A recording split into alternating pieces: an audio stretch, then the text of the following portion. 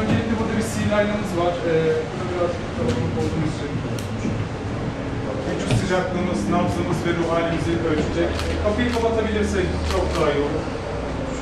Şöyle siyah yuvarlak üstüne durursanız. Ruh halini de ölçtüm. Efendim? Kapıyı kapatın. Evet, ruh halini. Ruh haline girmeyin Sayın Valim. Alt üst olur makine. Sizi biraz daha kenara tutabiliriz. Gelin. Şu an ölçülen sizin dışarı sıcak olduğu için maalesef. Ruh haliniz aşağıdan yazıyor. Yüz hatlarınıza, evet, yüz hatlarınıza göre algılıyor. Bir çıkıp girerseniz daha iyi olur.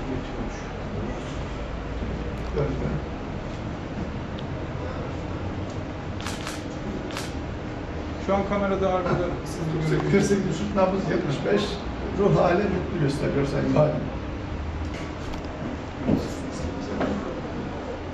47.4 vücut sıcaklığı, 95 nabız.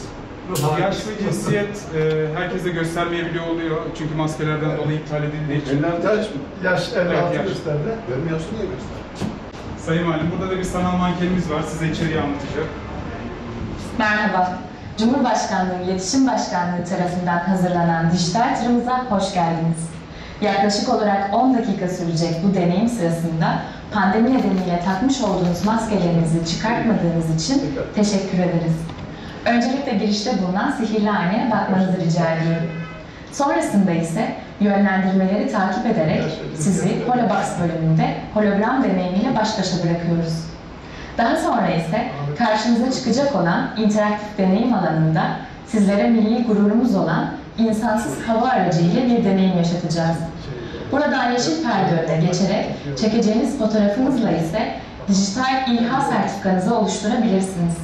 Fotoğrafınızı almak için bizimle e-posta adresinizi paylaşmayı unutmayın. Haydi başlayalım. Öyle gelebilirsiniz. Sayın Valim böyle bir şey geliyor mu? Geleceğim demişti ama... Sayın Valim, burada durabilirsiniz. Burada Fatih Sondaj gemisinin bir tanıtımı olacak 3 boyutlu olarak. Müdürüm siz de buyurun. Fatih Sondaj Gemisi, Türkiye'nin ultra derin denize sondaj yapabilen ilk milli gemisidir ve dünyadaki emsalleriyle karşılaştırıldığında teknolojik olarak en üstün durumda olanlar arasında yer almaktadır. Fatih Sondaj Gemisi, 3000 metre su derinliğinde 12.000 metre derinliğe kadar sondaj yapabilmektedir. Fatih Sondaj Gemisi, Türkiye'de milli bir sondaj gemisiyle açılan ilk derin deniz kuyusu olan Alanya 1'i kazarak operasyonlarına 2018 yılında Akdeniz'de başlamıştır.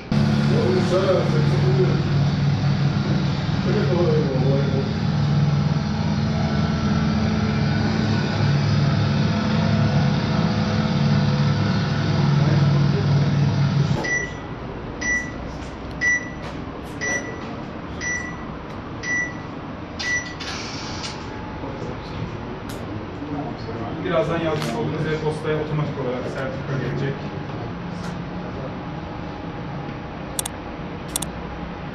İstediğiniz